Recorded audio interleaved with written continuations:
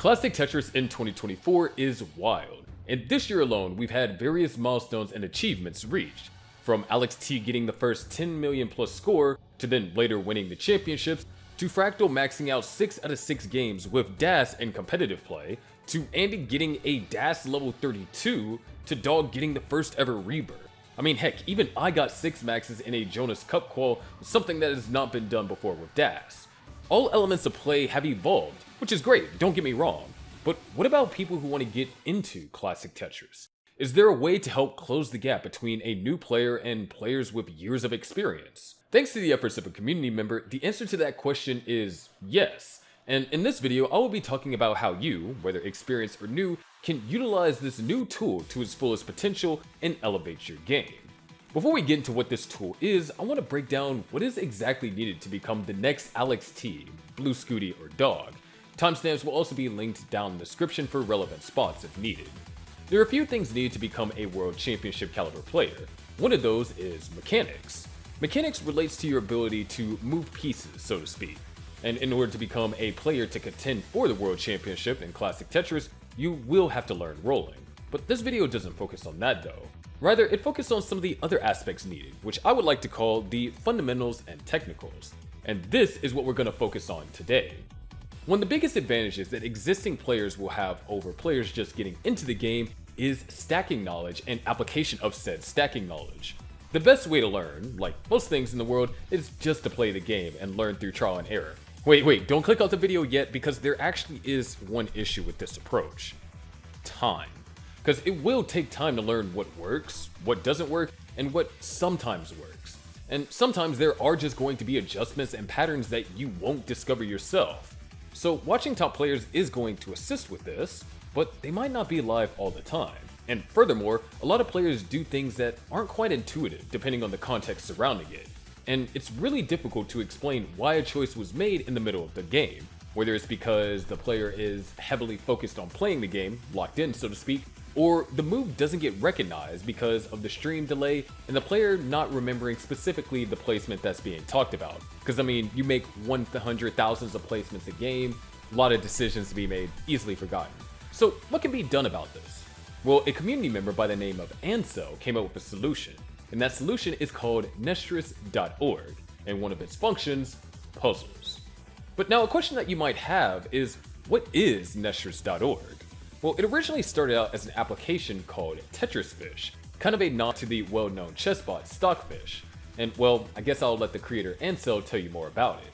Now, Tetris.org has been like pretty all the rage recently. I wouldn't say like the last 2 weeks. It's been kind of like insane. So why don't you kind of tell us a little bit more about what Tetris.org is?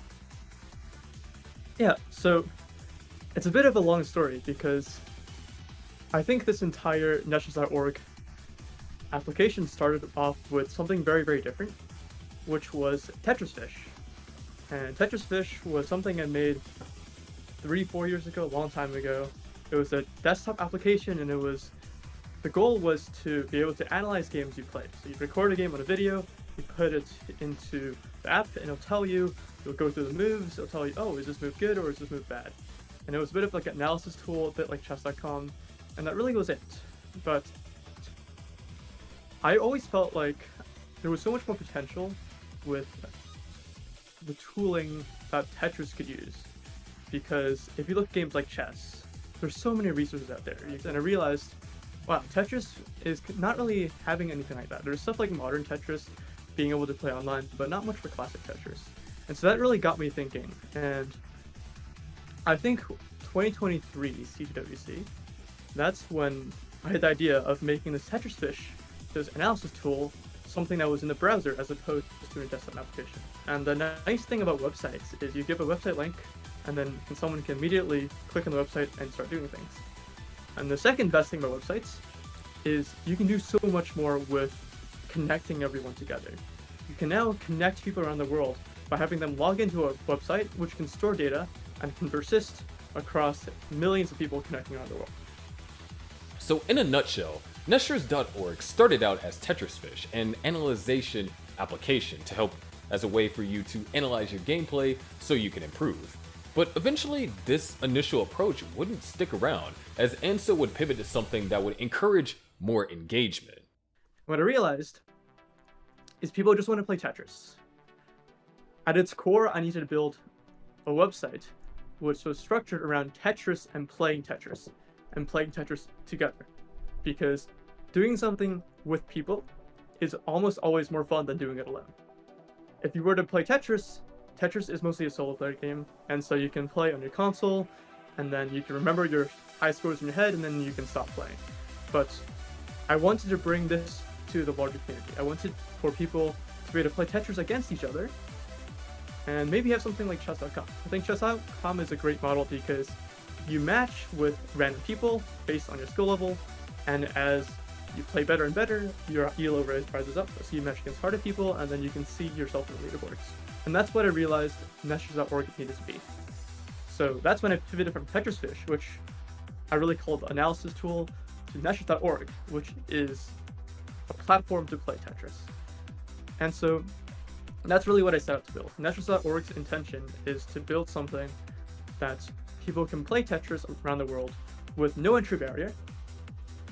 And that is something that incentivizes to keep playing more and more, and that you can connect people, you can do all the fun things like analyze games, and play against maybe bot opponents, things like that. With this pivot, and Ansel wanting to build something more like chess.com but for the classic Tetris scene, there was an opportunity to implement a feature that is used on that chess.com website, and also Lichess. And so one of the cool things that I also wanted to add to Nestors.org was puzzles.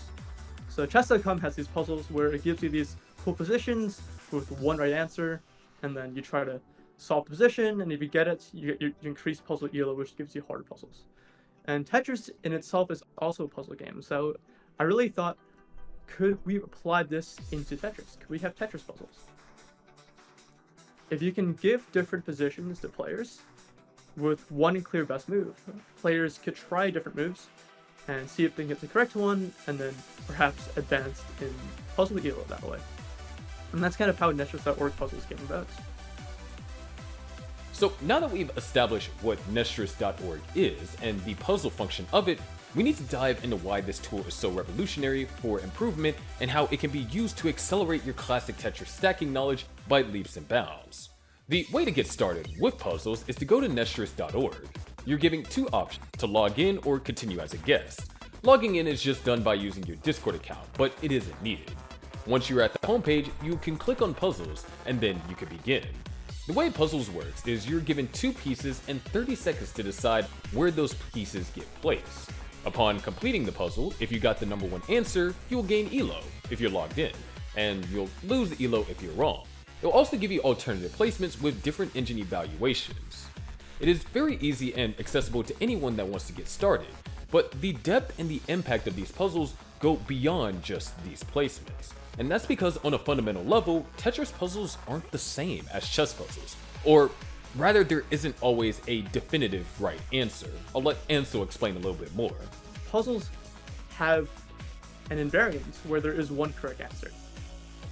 In a game like chess, there clearly can't be. Right? If you have a maiden 1 or maiden 3, or you're winning material at the end, it's pretty obvious. But Tetris is a bit different because it's a non-deterministic game. At the end of the day, you've got randomized 7 pieces, and you don't know what piece combinations you'll get, which means that it becomes a lot more subjective what the best move is. And specifically, it depends a lot on aggression. So the idea is, based on the RNG of Tetris, how aggressive you play is a bit subjective. You can choose to play more aggressive and take more risks, or you can choose to play safer. And so with puzzles, this becomes a little more difficult because some moves are like the safer best move and some moves are the aggressive best move. And so one of the challenges I faced with puzzles was I still want to enforce this environment where there's one correct move. But now there's this like roadblock where there really isn't one correct move. In the strictest sense, you can't have a binary correct, incorrect classification puzzles.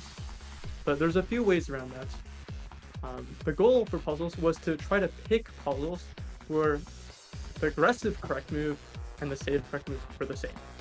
And so if I can factor out aggression as much as possible, then I can try to make the puzzle correct solution as objective as possible. Now, this is very important to understand because you will encounter some puzzles where StackRabbit will choose a placement that you might not agree with or even attempt to do based on the circumstances or context of it in a game, which is a key point in why I actually wanted to make this video in the first place. Because your goal in doing puzzles is not just to get them right so then ELO goes up, but it's rather to understand why StackRabbit chose the placement over others, or to understand the subjectivity of the situations in classic Tetris. In fact, I actually asked the developer for his opinion on this. I guess that does kind of get into, what I was talking about, or what I was going to talk about. Puzzles, they have become a huge part of the community, and there have been, some people saying, it's kind of dangerous because it's addicting. The dopamine is like, oh, I get a bigger number, yes, I got it right, and then you want to keep going, and then sometimes, you'll just like crash and burn, kind of like how it is when you're playing on chess. You're on like you're on an ego streak. It's like, yeah, I'm winning, and then all of a sudden you lose your next 5 matches. So you, as the developer of the puzzles, what would you say is the best approach to using puzzles to get better? But I think for players, the advice for puzzles really is to try to use it like a training tool, because that's at its core what it is. And when you're trying to solve puzzles, you can have up to 30 seconds to solve it. And so you can either solve it really quickly, or you can take the full 30 seconds and really try to think every possibility. For me, the best way I learn from puzzles is to really take a lot of time and try to calculate the possibilities. Because my goal as a puzzler, as a user, is to try to learn fundamental stacking and improve my stacking concepts. Is building up the left always the best idea? Do I need to focus on accommodation more? Fine-tuning these weights in my brain for how I evaluate positions is a great way to approach puzzles. And so I take a lot of time to really try to understand, at the highest level, how do you stack properly? And the hope is, when you're now playing level 18, 19, 29, when the speed is much faster, true, you can't spend 30 seconds trying to find the best move, and you probably won't always find the best move. But the hope is you've tuned your stacking function enough where you can quickly make a better intuitive decision. Like your initial default and your first reflex for adjustment should be a bit better now, because your general intuition for what good stacking is has improved. And so taking 10 seconds or so, 20 seconds solving a puzzle, I think that's the best way to do it. This brings me into my next point, which is the practicality of these puzzles and the potential application of it. Because don't get me wrong, there is an inherent challenge of applying these concepts to your game, especially on the faster speeds. And Ansel actually ran into challenges creating puzzles that would be beneficial in a real game scenario. However, his solution to this problem was actually pretty clever. So with aggression, yes, I do use StackRabbit 30 Hz, but I actually also run puzzles through currently 13 Hz StackRabbit. So 13 Hz and 30 Hz StackRabbit need to agree for a puzzle to be actually called a puzzle.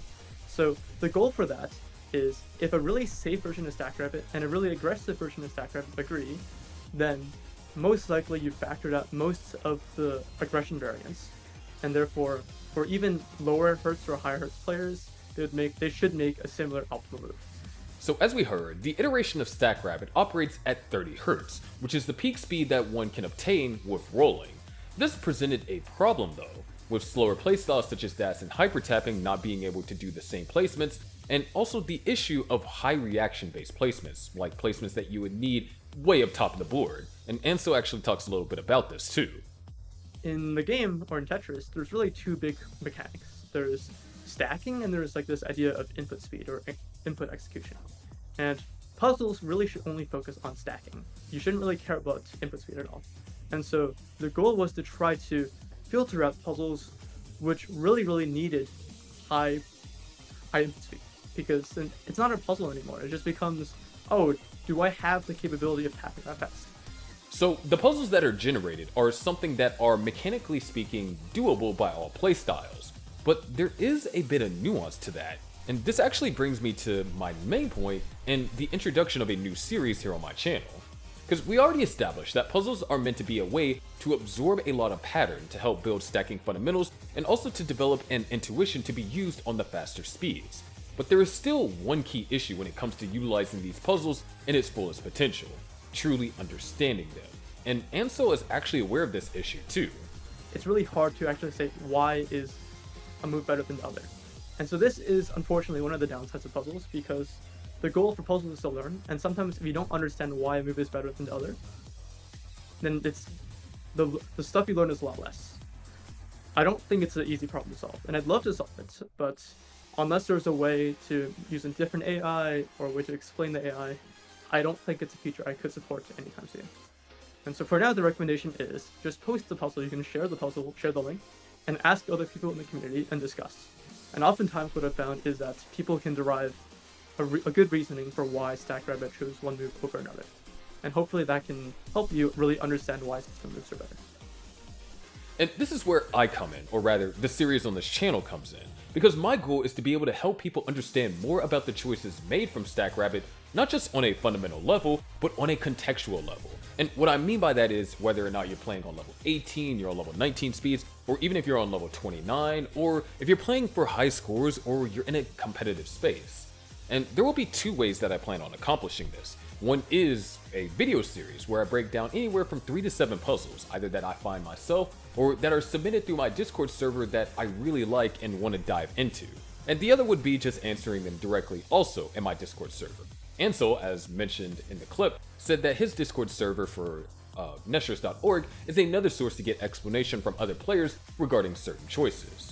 Now, if there is one thing that I want you to take away from this video, is that puzzles are a tool that can help you immensely with understanding the fundamentals of classic Tetris stacking and developing that intuition necessary for making accurate placements on higher speeds. But it's just as important to understand why a placement is better, and to understand context where the number one placement isn't actually better than some of the other recommendations.